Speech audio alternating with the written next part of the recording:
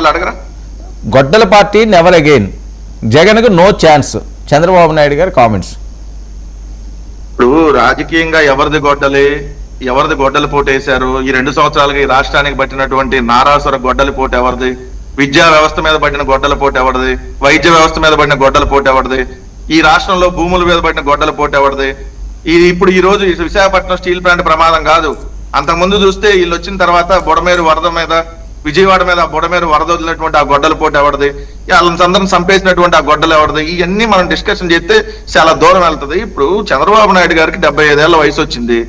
కనీసం ఈ వయసులో మేము తిట్టాలన్నా కూడా అరే ఇంత వయసు వచ్చినాడికి కనీసం ఇది లేదా అని చెప్పి ఆ కొద్దిగా కలగాలి. కానీ కలగచ్చుట్లా ఆయన మాట్లాడట్లు ఉన్నాయి రోజు రోజుకి. గొడ్డల పార్టీ ఎవరిదండి? గొడ్డల పార్టీ అంటే 151 సీట్లతో 50% ఓట్లతో, అంతకుముందు 45% ఓట్లతో 67 సీట్లతో, ఏదైతే మొన్న కూడా 40% ఓట్లతో, ఏదైతే 11 సీట్లే రావచ్చు. సో మరి ప్రజల ద్వారా వచ్చినటువంటి మ్యాండేట్ ఆయన గొడ్డల పోటు అయిద్దా? అదే మరి నిజంగా YSR Congress party never again అది ఇదని ఆయన అంటున్నాడు కదా. సరే నెవర్ అగైన్ నువ్వు అనుకుంటున్నప్పుడు సింగిల్ గా పోటీ చేసే ధైర్యం కనీసం రేపు 5వ ట్రై చేయొచ్చుగా. మనం 4 సార్లు ముఖ్యమంత్రి, 4 సార్లు సింగిల్ గా కాదా? ఎందుకంటే మనకు పక్క బీజేపీ ఒక కుడి భుజం లాగా, పక్కన జనసేన ఎడం భుజం లాగా, అయితే మన బతుకులేదు. మళ్ళీ చెప్పుకుంటాం 50 ఏళ్ళు, రేపు 2028 వస్తే 50 ఏళ్ళ నుంచి రాజకీయాల్లో ఉన్నారు. నెవర్ అగైన్ అని అనుకునే వాళ్ళు మరి సింగిల్ గా రావచ్చు కదా. ఇప్పుడు ఆయన నిన్న మొన్న స్టేట్మెంట్ చూస్తే నాకు 8% ఓటింగ్ పెరిగిందని. నిజంగా 8% ఓటింగ్ పెరిగితే రేపు స్థానిక సంస్థల ఎన్నికలైనా సింగిల్ గా పోటీ చేసి ట్రై చేయొచ్చుగా. ఇప్పుడు ఎవరైనా బలం ఉన్నప్పుడు సింగిల్ గా పోతారు కదా వర్మ గారు. బలం లేకపోతేనే కదా నలుగురు కలుపుకొని వెళ్ళేది. మొన్న డిఎంకే ఉంది, వాళ్ళకి బలం లేదని 29 పార్టీలతో పోయారు. అన్నా డిఎంకే ఉంది, 17-18 పార్టీలతో పోయింది. అరే నేను సింగిల్ గా వస్తా అన్నాడు ఆ పక్కన విజయ్.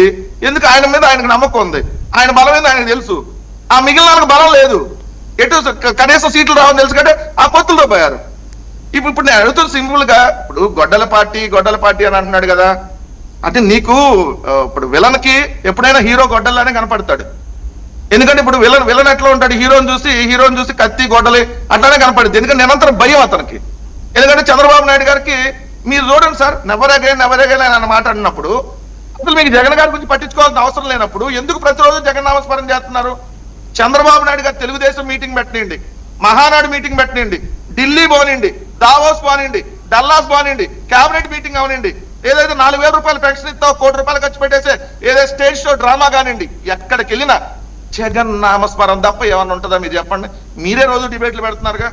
చంద్రబాబు నాయుడు రోజు జగన్ గారు అన్నది, పక్కన తెలంగాణ వచ్చి కూడా పవన్ కళ్యాణ్ జగన్ గారి మీద వైఎస్ఆర్ మీద మాట్లాడుతున్నారంటే వీళ్ళకి పోసుకుంటున్నారని అనుకోక ఏమనుకోవాలి చెప్పండి? ఎందుకు అంత భయం అసలు లేనప్పుడు? ఆ గురించి మీరు ఎందుకు మాట్లాడుతున్నారు? ఒక్క నిమిషం విజయ్, ఎందుకు భయపడుతున్నారట సార్? ఈ రాష్ట్రంలో 2019 నుంచి 24 వరకు వీళ్ళు సృష్టించిన భయోత్పాతం కావచ్చు, పెట్టిన కేసులు కావచ్చు, చేసిన దౌర్జన్యాలు కావచ్చు, ఏ రకంగా సార్ యాక్ట్ 30ని అమల్లోకి తెచ్చి ఏ రకంగా కార్మిక సంఘాలని, ఉద్యోగ సంఘాలని, ఆడవాళ్ళని కనీసం ఇంకిత లేకుండా ఏ రకంగా అవసరస్తులు కావచ్చు, రోడ్ల మీద కొట్టడం కావచ్చు, రకరకాల ఇబ్బందులు పెట్టడం కావచ్చు, 90 రోజులు 100 రోజులు తిప్పి కేసులు పెట్టడం కావచ్చు. సార్ అసలు వీళ్ళకి సిగ్గుందా సార్? కనీసం మాట్లాడడానికి సిగ్గుందా ఎవరికన్నా? ఇంత దారుణంగా మీరు చేసి జగన్మోహన్ రెడ్డి అనే వ్యక్తిని సాగనంపకపోతే మాకు జీవితాలు లేవు, ఈసారి మేము ఆంధ్రప్రదేశ్ లో మేము కొనసాగలేము, బతకలేమని ప్రజలు మిమ్మల్ని ఓడించి 11 సీట్లకు ఇస్తే మేమేంది సార్ మిమ్మల్ని చూసి పోసుకోవడము? ప్రజలు మిమ్మల్ని చీపొట్టారు, మీరు రాష్ట్రంలో పనికిరారు అని మిమ్మల్ని బహిష్కరించారు. 150 ఇస్తానండి, వద్దు క్రాస్ టాక్ వద్దు, జూమ్ లో ఉన్నారు కదా మళ్ళీ ఇబ్బంది అవుతుంది. నేను ఇస్తాను వెంకటరెడ్డి, నేను ఇస్తానండి. సరే నేను ఇస్తాను మీకు టైం ఇస్తాను, అప్పుడు మీరు మాట్లాడండి. అడుగుతారు సార్. ఇప్పుడు నరేంద్ర మోడీ గారు కూడా ఎన్డీఏ అలయన్స్ లో ఆయన సెంట్రల్ గవర్నమెంట్ అలయన్స్ లో పోతుంది. మరి అంటే నరేంద్ర మోడీ గారు దొమ్మలేదా? నరేంద్ర మోడీ గారు సింహం కాదా? మీరు పొత్తాలు వేస్తే మీరు ఏదైతే పోసుకొని ఆయన పొత్తాలు వేస్తే ప్రతిదానికి మీరు సపోర్ట్ ఇవ్వట్లేదా నరేంద్ర మోడీ గారికి? ఇప్పుడు ఆయన అలయన్స్ లో ఆయన ఎలక్షన్ మరి ఆయన కూడా సింహం కాదా? ఈ రోజు మీరు ఆయన మాట్లాడగలరా మాట? సార్ ఎవరైతే బాబా పార్టీలు ఎవరైతే ఉంటాయో, బాబా స్నేహితులుగా ఎవరైతే ఉంటారో వాళ్ళందరినీ కలుపుకుని బాధ్యత సార్. మీరు విజయ్ ని మాట్లాడతారు సార్. విజయ్ ఎన్ని పార్టీల ఈరోజు సపోర్ట్ తీసుకున్నాడు? కాంగ్రెస్ సపోర్ట్ తీసుకున్నాడు, విసికే సపోర్ట్ తీసుకున్నాడు, వామపక్షాల సపోర్ట్ తీసుకున్నాడు. కూడా సపోర్ట్ చేయకపోతే దిక్కులేని పరిస్థితి విజయ్కి. సీటు తప్ప సార్ బుల్లెట్ దిగిందా లేదా అని చూడాలి కానీ ముఖ్యమంత్రి అయినా లేదా అని చూడాలి కానీ మీరు ఎంతమందితో వచ్చారు, ఎన్ని పార్టీతో వచ్చారు, అంటే మీరు సింగిల్ గా పోయి 30 సార్లు సింగిల్ గా పోయి 30 సార్లు ఓడిపోతే ఓకేనా? ఏం మాటలు సార్ ఇది నాకు అర్థం కాదు సార్. ఎంత మందితో అయినా కలుపుకెళ్తాం, మాకు ఆ సత్తా ఉంది, మాకు స్నేహితులు ఉన్నారు, మేము చూసి వచ్చే వాళ్ళు ఉన్నారు, మాకు ఓట్ చేసే వాళ్ళు ఉన్నారు, మేము ముఖ్యమంత్రి అయ్యామా లేదా అది మాట్లాడతాం వెంకటరెడ్డి గారు. కొత్త సార్ మీరు చెప్పే ఈ పులివెందుల పులు లేకపోతే మీ సింహము 11 సీట్లు ఎందుకు వచ్చాయో ఒకసారి మీరు గుర్తించుకోండి సార్. పవన్ కళ్యాణ్ గారి సత్తా, నారా లోకేష్ గారి సత్తా, చంద్రబాబు నాయుడు గారి సత్తా ఏందో ఈ రాష్ట్ర ప్రజలు చూపించారు.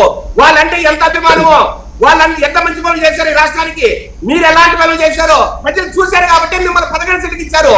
ఈసారి 11 సీట్లు కాదు, పులివెందుల నుంచి మీ సింహం సింగల్ గానే పోతుంది ఈసారి అసెంబ్లీకి. ఇంకా 11 కూడా రావు, ఒకటే వస్తుంది వెంకటరెడ్డి గారు. అది ఆలోచించుకోండి, మానేయండి. మీకు సత్తా ఉంటే పవన్ కళ్యాణ్ గారిని కలుపుకొని ముందుకెళ్ళండి, లేదంటే బీజేపీ కలుపుకొని ముందుకెళ్ళండి, లేదంటే వచ్చే పార్టీ కలుపుకొని ముందుకెళ్ళండి.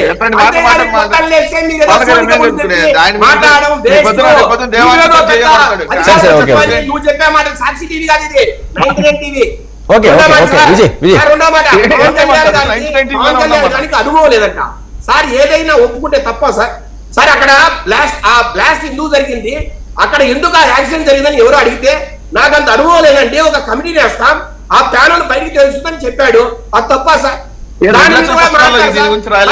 పవన్ కళ్యాణ్ గారి కాలి గోడికి సరిపోని వ్యక్తులు, పవన్ కళ్యాణ్ గారి ఇమేజ్ ఈ రోజు మాట్లాడే వ్యక్తులు ఏం మాట్లాడతారు సార్. ఆయన చిటికేస్తే లక్షల మంది ఒక దగ్గర జరుగుతారు, ఆయన చిటికేస్తే ప్రభుత్వాలు మారిపోతాయి, ఆయన చిటికేస్తే సెంట్రల్ గవర్నమెంట్ ఆయన తుఫాను.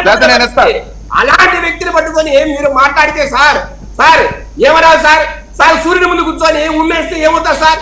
ఆ ఉమ్ము వల్ల మన మొక్కనే పడుతుంది. పవన్ కళ్యాణ్ గారు అన్నా, మీరు చంద్రబాబు నాయుడు గారు ఇంకో మాట మాట్లాడతా సార్, ఇంకో మాట ఎస్నేషియా గురించి మాట్లాడతారు. 25 లక్షలతో పాటు ఈ రోజు పర్మనెంట్ జాబ్ ఇస్తామని మాట్లాడతారు. సింగనూరు వెంకటేష్ గారు ఏమన్నారు సార్? సుప్రీంకోర్టు గైడ్ లైన్స్ ఉన్నాయి, ఖచ్చితంగా జాబ్ ఇవ్వాలని. పిఎస్సీలు అంటే పబ్లిక్ సెక్టార్ అండర్టేకింగ్స్ లో ఎక్కడ కూడా సుప్రీంకోర్టు గైడ్ లైన్స్ లేవు. ఖచ్చితంగా ఎవరైనా చనిపోతే వారి ఇంట్లో జాబ్ ఇవ్వాల్సిన అవసరం లేదు. మీరు కాంటే చూపెట్టి ప్రూఫ్, నా దగ్గర ప్రూఫ్ ఉంది సార్. ఒక స్పెషల్ కన్సెషన్ లాగానే ఈ రోజు ఈ గవర్నమెంట్ ఎవరైతే చనిపోయారో వాళ్ళ ఇళ్లలో ఒక జాబ్ ఇవ్వడానికి ముందుకు వచ్చింది. మీరు దయచేసి ఆలోచించాలి. వారి పిల్లలకు ఫ్రీ ఎడ్యుకేషన్, వారు వాళ్ళ కాళ్ళ మీద నిలబెట్టే వరకు వారికి అన్ని రకాలుగా అండగా ఉంటామని కూడా నారా లోకేష్ గారు చెప్పారు. అది కూడా ఒకసారి గమనించాలా సార్. వాస్తవాలతో రండి, మీరు మీటింగ్ ప్రెస్ మీట్ ఆంధ్రజ్యోతి ఈనాడు గురించి నగ్నంగా డాన్స్ చేస్తాయంట. నేను అంటాను సార్, సాక్షి టీవీ డాన్స్ చేస్తారు సార్. ఏ ఊళ్ళో నగ్నంగా డాన్స్ చేస్తారు? లేదంటే తాడేపల్లి ప్యాలెస్ లో నగ్నంగా డాన్స్ చేస్తారా సార్? పత్రికల గురించి ఎవరైనా డెకరం మెయింటైన్ చేద్దా? ఆంధ్రజ్యోతి గురించి ఈనాడు గురించి ఎవరు మాట్లాడొద్దండి, ఎవరు మాట్లాడదు. మీ మాటలో సుగాలి ప్రీతి గారికి ఇచ్చిన నాగార్జున రెస్పాండ్ అవ్వండి. ఒక నిమిషం వెంకటరెడ్డి గారు, టైం వేస్ట్ వెంకటరెడ్డి గారు, వెంకటరెడ్డి ఒక నిమిషం అండి. నాగార్జున రెస్పాండ్ అవ్వండి. మీ హామీలు అట్టానే ఉంటాయి సార్. పెద్దలు వెంకటరెడ్డి అన్న ఈ రోజు ఒక మాట మాట్లాడతా, నేను పార్టీ మారని మాట్లాడుతున్నాడు. నేను రిజల్ట్ వచ్చిన దాకా కూడా ఎన్డీఏలో ఉన్నాను, తర్వాత కాంగ్రెస్ వెళ్ళి మళ్ళీ ఎన్డీఏకి వచ్చాను. మరి మొదటి పార్టీ ఫిరాయింపు చట్టం ద్వారా మొదట పార్టీ మారింది ఎవరు? వైఎస్ రాజశేఖర రెడ్డి కదా. మరి ఆయన అన్నారు కదా, తర్వాత జగన్మోహన్ రెడ్డి గారు పార్టీ మారారు కదా, మరి ఆయన